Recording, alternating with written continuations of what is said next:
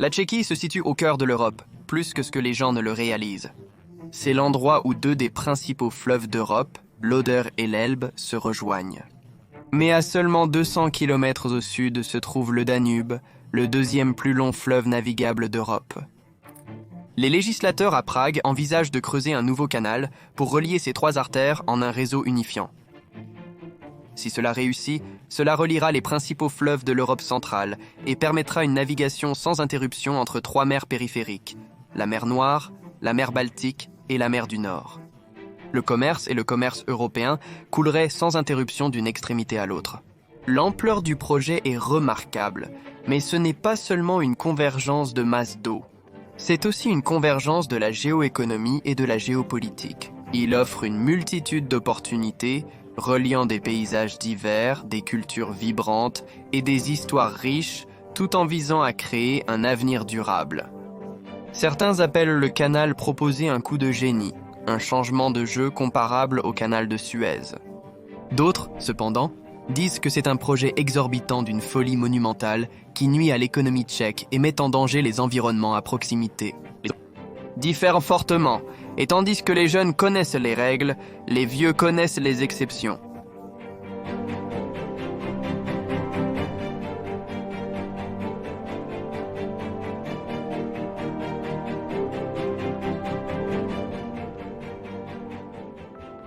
Créer du contenu original n'est pas facile. Il vous faut environ 15 minutes pour regarder cette vidéo, mais il me faut des dizaines d'heures pour rechercher et produire le meilleur contenu possible.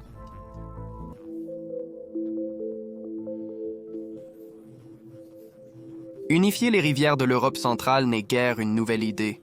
Au XIVe siècle, l'empereur Charles IV du Saint-Empire romain avait transformé Prague en l'une des plus belles villes d'Europe. Mais des années auparavant, Charles avait établi une vision pour construire une voie navigable qui emmènerait les navires de l'Oder au Danube. C'était une proposition d'un potentiel immense, notamment en termes de commerce, de sécurité et de projection de puissance. Charles a cependant laissé le projet inachevé. C'était irréalisable à l'époque en raison des restrictions en matière de technologie, de ressources humaines et de financement. Dans les siècles qui ont suivi, d'innombrables autres monarques ont ravivé l'idée, tous espérant prouver leur valeur en se mettant à la place de Charles. Aucun n'a réussi cependant. Ainsi, l'idée d'unifier les rivières de l'Europe centrale est restée juste cela, une idée. La technologie n'était pas prête, et elle ne le serait pas pendant des siècles. Toutefois, au début du XIXe siècle, les choses ont radicalement commencé à changer. L'Europe était en pleine industrialisation. La répartition mondiale du pouvoir subissait une transformation. Les anciens empires s'effondraient. L'Asie ne pouvait pas suivre, l'Afrique était colonisée et l'Europe était au sommet de la chaîne alimentaire. À peu près à la même époque, la France avait achevé le canal de Suez en Égypte qui reliait la mer Méditerranée à la mer Rouge. C'était un exploit merveilleux de l'ingénierie qui permettait aux navires de contourner le long voyage autour de la pointe sud de l'Afrique. Le succès du canal de Suez a inspiré des projets similaires de loin et de large, y compris la première tentative de construire le canal de Panama. Pendant ce temps, en Europe, l'engouement autour du génie civil et des canaux a ravivé l'idée d'unifier les rivières de l'Europe centrale. Mais d'un autre côté, le XIXe siècle a également été une période de changements politiques imprévus et d'avancées technologiques spectaculaires. Ainsi, l'idée d'un canal a subi transformation après transformation, s'adaptant chaque fois aux nouveaux paysages géopolitiques et aux changements technologiques de l'époque. Diverses propositions ont été mises sur la table, chacune avec sa propre approche pour relier les rivières. Au cœur de chaque itération se trouvait la Tchéquie. Avec sa position centrale en Europe, la Tchéquie est naturellement apparue comme un acteur clé dans le récit du canal. Le méga-projet a stratégiquement placé la Tchéquie au carrefour des principales voies navigables. Des plans ont été élaborés, mais aucun n'a été jugé économiquement et politiquement viable. Le projet est resté en grande partie sur papier, les bouleversements politiques, les conflits et l'instabilité économique éclipsant les aspirations au développement. Ce n'est qu'au XXIe siècle qu'un intérêt renouvelé est apparu pour le projet de canal. L'effondrement du rideau de fer et de l'Union soviétique a apporté la longue paix en Europe. Toutes sortes de concepts économiques, environnementaux et politiques étaient à reconsidérer. Cependant, en 1993, la Tchécoslovaquie s'est désintégrée pacifiquement en deux nations distinctes, la Tchéquie et la Slovaquie. En même temps, le traité de Maastricht a établi l'Union européenne en tant qu'union politique et économique. Prague a rejoint cette union en 2004, mais quelque chose n'allait pas. La Tchéquie est devenue le seul pays de l'Union européenne qui n'était pas directement relié aux océans ouverts ou aux voies navigables. Pour plus de contexte, la Tchéquie a bien des rivières navigables, mais l'étendue de la navigabilité et la taille des navires qui peuvent utiliser ces rivières sont insuffisantes. Contrairement à la géographie plate de l'Allemagne et de la Pologne, le terrain en Tchéquie est caractérisé par des collines vallonnées, des plateaux et des chaînes de montagnes. Ainsi, lorsque les rivières Elbe et Oder atteignent le sol tchèque, la profondeur de l'eau, l'infrastructure et les variations saisonnières des niveaux d'eau limitent le fret commercial. Essentiellement, la Tchéquie a tiré la courte paille et les résultats parlent d'eux-mêmes. Pour Prague, les coûts de transport représentent la majeure partie de ces marchandises importées. Environ 40 à 60% du prix des marchandises importées est constitué de frais de transport. Aucun autre État, membre de l'Union européenne, n'avait un tel désavantage. Sans surprise, en 2016, le président tchèque Miloš Zeman s'est imposé comme le défenseur le plus vocal du projet de canal. Cependant, la proposition de Zeman était encore plus ambitieuse que les plans précédents. Il cherchait non seulement à relier le Danube à l'Oder, mais aussi à l'Elbe. Pour accomplir cela, non pas un mais deux canaux étaient nécessaires, formant un U à travers la Tchéquie. Après des années de négociations politiques, le gouvernement tchèque a donné le feu vert à la première phase du méga-projet. Coûtant une somme stupéfiante de 24,4 milliards d'euros, la version contemporaine du projet vise à géo-ingénier des canaux vers les rivières Danube, Oder et Elbe. Chacune de ces rivières se jette dans des mers différentes. Le Danube est le deuxième plus long fleuve d'Europe. Sa source dans la région de la Forêt-Noire en Allemagne et coule vers le sud-est à travers l'Autriche, la Slovaquie, la Hongrie, la Croatie, la Serbie, la Bulgarie, la Roumanie, la Moldavie et l'Ukraine, avant de se jeter dans la mer Noire. Le Danube sert de voie d'eau vitale pour le commerce et le transport internationaux. Pendant ce temps, l'Oder provient de la République tchèque. Il traverse la Pologne et, tout au long de son cours, il sert de partie de la frontière polono-allemande avant d'atteindre la mer Baltique. L'Oder favorise le commerce régional, mais fournit également des ressources en eau essentielles aux nations voisines. Enfin, le fleuve Elbe. Il prend sa source en République tchèque et traverse l'Allemagne pour finalement se jeter dans la mer du Nord. L'Elbe est une voie de navigation majeure et joue un rôle significatif dans les activités économiques des régions qu'il traverse. Les trois rivières traversent différents terrains, intersectant avec divers écosystèmes, des villes animées et des zones industrielles. Ces rivières sont les artères vitales des lieux qu'elles traversent. Elles facilitent le commerce, le transport, l'agriculture et servent de source d'eau. Relier ces rivières n'est donc pas seulement une question de fusion physique, mais cela signifie unir les histoires, les aspirations et les futurs qui définissent l'Europe centrale, Europe. Cela signifie rassembler toutes les industries lourdes de l'Europe centrale et les connecter avec les marchés mondiaux. La Tchéquie, enclavée, a un intérêt incroyable dans le canal Danube-Oder-Elbe.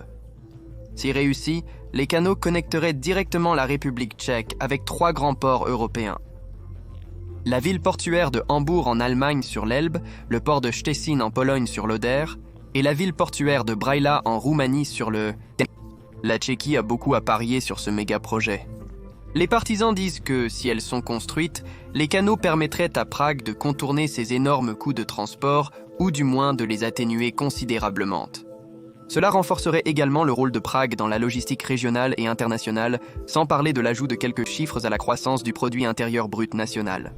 Le canal Danube-Oder-Elbe serait un véritable bouleversement dans le paysage économique de l'Europe centrale. Pour la Tchéquie, les effets d'entraînement du projet seraient multiples, à commencer par le renforcement du commerce et des échanges commerciaux.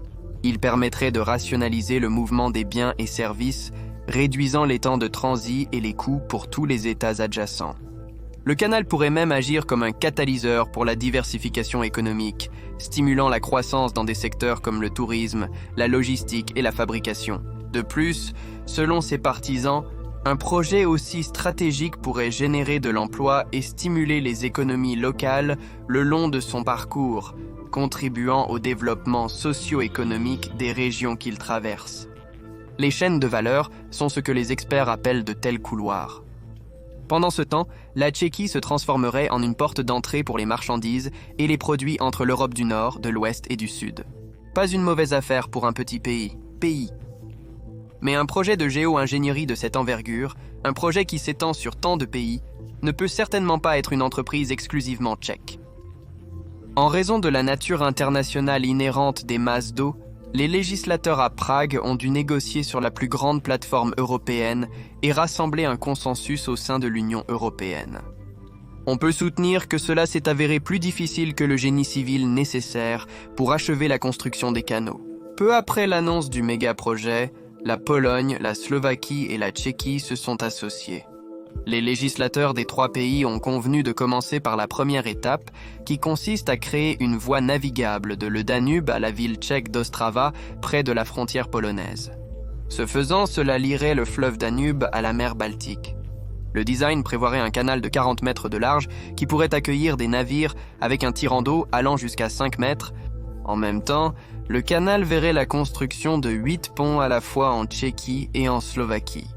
Il verrait également la construction de 2 chambres d'écluses pour les navires se déplaçant en amont ou en aval à travers une section avec un niveau d'eau différent.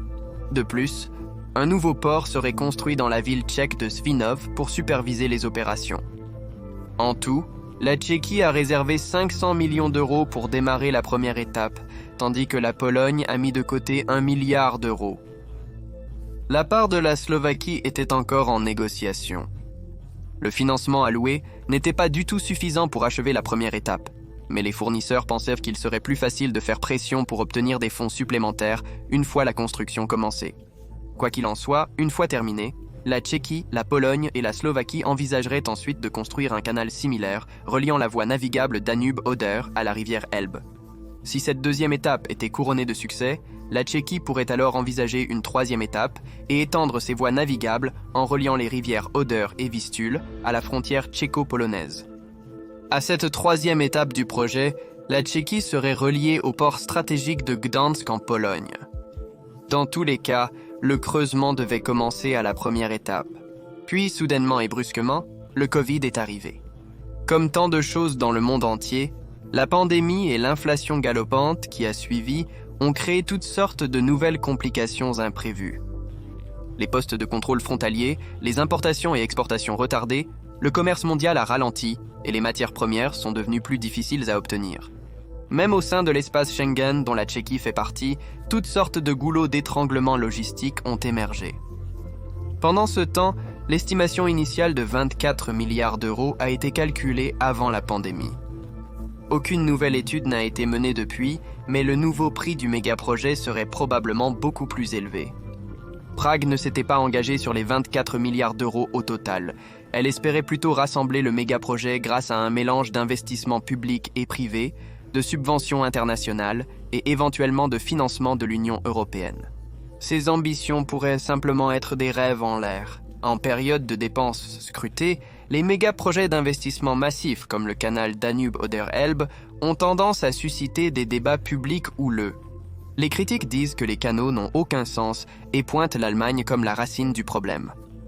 Lorsque l'Allemagne a achevé son propre canal géo-ingénierisé dans les années 1980 et a relié les rivières Rhin et Main au Danube, le projet a initialement été un succès. Mais avec l'effondrement de l'Union soviétique, l'économie allemande a changé.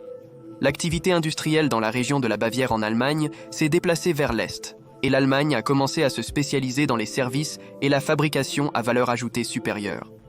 En conséquence, le trafic le long du canal Rhin-Main-Danube a chuté de 18 millions de tonnes à seulement 2 tonnes chaque année.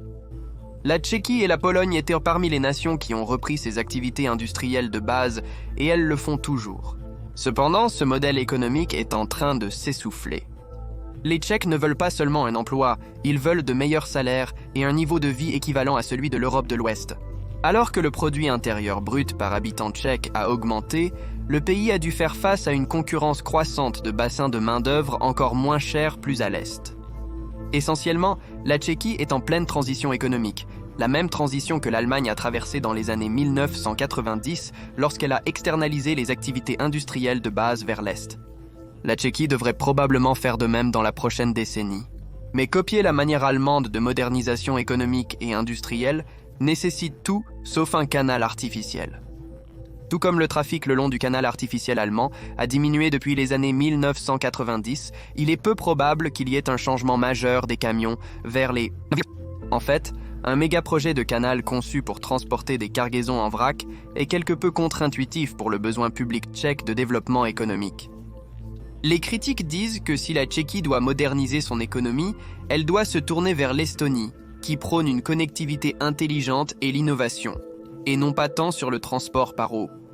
Les 24 milliards d'euros que coûte le méga-projet de canal sont de l'argent qui pourrait être dépensé autrement sur la réforme de l'éducation et l'infrastructure numérique.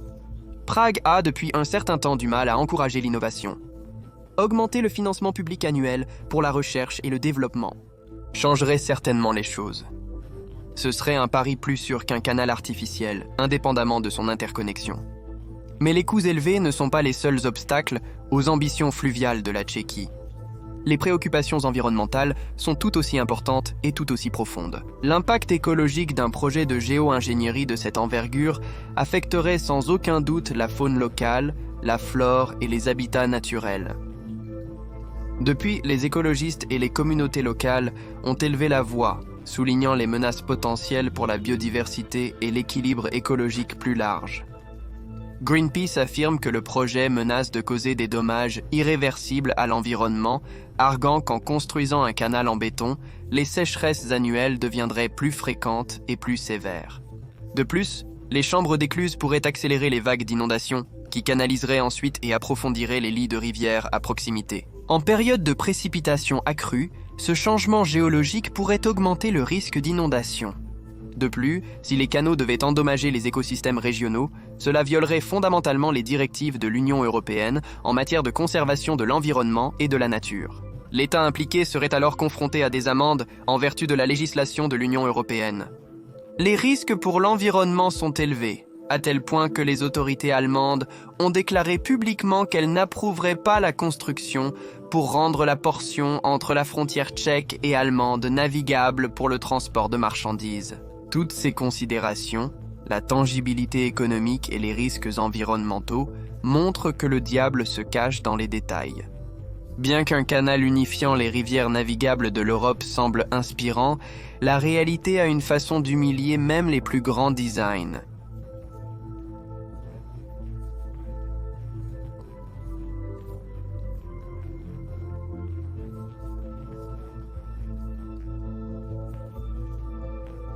Merci d'avoir regardé et à bientôt.